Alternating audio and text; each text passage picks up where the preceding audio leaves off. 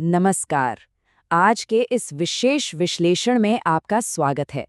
जरा सोचिए, एक ऐसी अलौकिक कलाकृति जो दुनिया की नजरों से सदियों तक पूरी तरह से छिपी रही। एक ऐसा 500 साल पुराना रहस्य जिसका इंतजार मानो खुद नियति कर रही थी। आज हम जिस कहानी को उजागर करने जा रहे हैं ना, वो इतिहास, रहस्य और सर्वोच्च भक्ति का एक बिल्कुल अद्भुत संगम है। हम बात कर रहे हैं वृंदावन के अत्यंत श्रद्धेय श्री राधा वल्लभ जी की।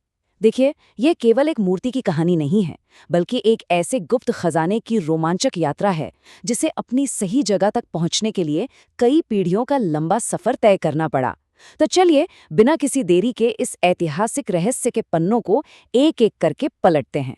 ठीक है, तो चलिए इसमें गहराई से उतरते हैं। जब भी ब्रज या वृंदावन की बात होती है तो हमारे मन में तुरंत यही आता है कि भाई वहाँ की हर पवित्र चीज का जन्म तो उसी पावन भूमि पर ही हुआ होगा, है ना? लेकिन क्या ये संभव है कि वृंदावन की सबसे प्रिय और पवित्र मूर्तियों में से एक का उद्गम ब्रज के बाहर कहीं और हुआ हो? मुझे पता है, ये सुनने में थोड़ा हैरान करने वाला लग सकता है, लेकिन सच यही है। श्री राधा वल्लभ की ये पवित्र मूर्ति असल में भगवान शिव का एक बेहद गुप्त उपहार थी। जी हाँ, एक ऐसा उपहार जो सीधे कैलाश पर्वत के सबसे महान योगी के हृदय से प्रकट हुआ था। अब आप सोच रहे होंगे कि ये सब आखिर हुआ कैसे? खैर, इस सवाल का जवाब जानने के लिए हमें समय के चक्र में थोड़ा पीछे जाना होगा। भाग 1, वृंदावन का रहस्य। इस पूरी कहानी की शुरुआत उस समय की एक बेहद गंभीर परिस्थिति से होती है। एक ऐसा दौर जिसने इस पूरी यात्रा की नींव रखी। जरा 16वीं शताब्दी के भारत की कल्पना कीजिए। एक तरफ वो वृंदावन था जो कभी भव्य मंदिरों और चारों ओर गूंजते उस मीठे दिव्य संगीत से भरा हुआ एक स्वर्ग हुआ करता था, और दूसरी तरफ 16वीं शताब्दी का वो खामोश, वीरान वृंदावन जो लगातार विदेशी आक्रमणों की वजह से पूरी तरह से उजड़ चुका था। वो सुंदर रास्ते अब घने और जंगली जंगलों में बदल चुके थे। ब्रजभूमि का वह मधुर संगीत मानो हमेशा के लिए शांत हो गया था। ऐसा लग रहा था जैसे वे दिव्य भूमि अपनी आत्मा ही खो चुकी हो। इस खोए हुए स्वर्ग को बचाने के लिए किसी बड़े चमत्कार की सख्त जरूरत थी, और आप तो जानते ही हैं, चमत्कार अक्सर तब होते हैं जब उनकी सबसे ज्यादा दरकार होती है। तो इस भूमि को पुनर्जीवित करने के लिए स्वर्ग ने एक पूरी योजना बनाई। देवी राधा रानी ने अपने स्वयं के दिव्य अंश और भगवान कृष्ण की प्रिय बांसुरी के अवतार श्री हित हरिवंश महाप्रभु को इस खास काम के लिए भेजा। वृंदावन की ओर अपनी यात्रा के दौरान महाप्रभु और उनके थके हुए अनुयायी एक बहुत ही छोटे और शांत गांव में आकर रुके। उस गांव का नाम था चिरथावल। अब अनुयायियों को लगा कि ये बस विश्राम करने की एक जगह है, लेकिन महाप्रभु, वो जानते थे कि नियति ने उन्हें इस विशेष स्थान पर क्यों खींचा है। वे लोग अनजाने में ही एक बहुत बड़े इतिहास की दहलीज पर खड़े थे। भाग 2, शिव का अद्भुत चमत्कार। चलिए, अब आगे बढ़ते हैं और देखते हैं कि ये कहानी कैसे आकार लेती है। आखिर चिरथवल गांव में ऐसा क्या था जो महाप्रभु को वहां ले आया? इस छिपे हुए खजाने का मूल उद्गम समझने के लिए हमें थोड़ा और पीछे जाना होगा। ये पूरी महाकाव्य जैसी यात्रा कई पीढ़ियों तक फैली हुई है। इसकी शुरुआत होती है आत्मदेव नाम के एक ब्राह्मण के पूर्वजों की गहन भक्ति से। फिर आता है वो ऐतिहासिक दिन जब भगवान शिव स्वयं प्रकट होते हैं। उसके बाद दशकों तक इस रहस्य को सुरक्षित रखा जाता है, और अंततः 16वीं शताब्दी में महाप्रभु चिरथावल गांव पहुंचते हैं। ये सिर्फ घटनाओं का एक क्रम नहीं है, बल्कि एक पवित्र अमानत के सफर का पूरा नक्शा है। अब इस अद्भुत घटना पर करीब से नजर डालते हैं। आत्मदेव के पूर्वज भगवान शिव के बहुत ही बड़े भक्त थे। उनकी भक्ति इतनी तीव्र और इतनी शुद्ध थी कि एक दिन भगवान शंकर स्वयं उनके सामने एक बेहद चमकीले, अलौकिक और दिव्य प्रकाश के रूप में प्रकट हो गए।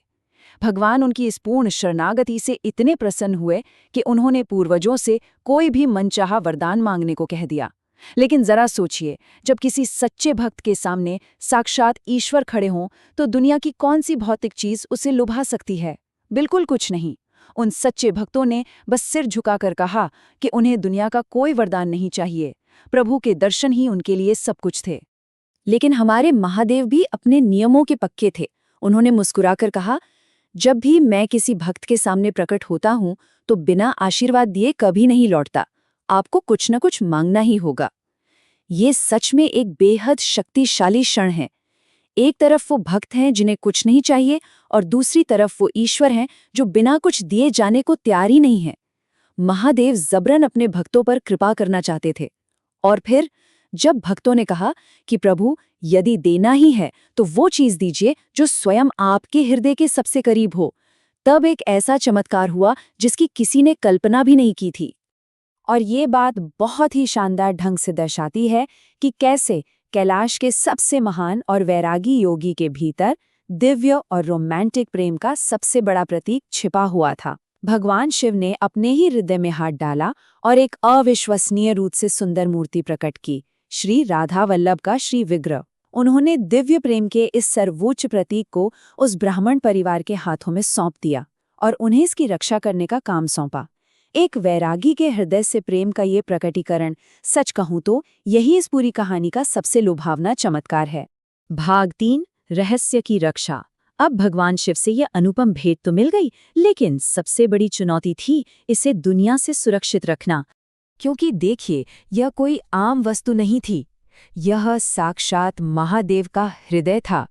इस दिव्य मूर्ति को एक गहरे रहस्य की तरह सहेजा गया। यह आत्मदेव के परिवार में बेहद सुरक्षित रूप से छिपी रही और किसी गुप्त खजाने की तरह बस पिता से पुत्र को हस्तांतरित होती रही। दशकों तक, पीढ़ियों तक यह कलाकृति मौन रहकर प्रतीक्षा करती रही। यह किसी साधारण समय का इंतजार नहीं कर रही थी, ये उस नियत और बिल्कुल परिपूर्ण क्षण की प्रतीक्षा कर रही थी जब इसका वास्तविक उद्देश्य पूरा होना था। और यह रहस्य तब तक छिपा रहा जब तक कि महाप्रभु के कदम उस चिरथावल गांव में नहीं पड़े। भाग 4, दिव्य संगम। और फिर वो ऐतिहासिक क्षण आ ही गया। सदियों की प्रतीक्षा के बाद मूर्ति के संरक्षक और उसे ग्रहण करने वाले अवतार का आमना सामना होने वाला था। घटनाएं किस तरह से आध्यात्मिक रूप से एक दूसरे से जुड़ी हुई थी, ये देखना वाकई अद्भुत है।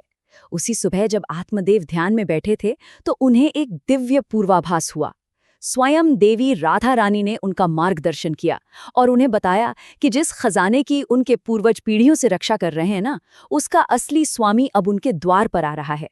आत्मदेव को उसी पल समझ आ गया कि इस पवित्र मूर्ति की असली जगह उनका ये छोटा सा गांव नहीं है, बल्कि ब्रजभूमि की पवित्र धूल है। जब महाप्रभु आत्मदेव के द्वार पर पहुंचे तो वहां भावनाओं का एक सैलाब उमड़ पड़ा। आत्मदेव ने खुशी के आंसुओं के साथ उनका स्वागत किया।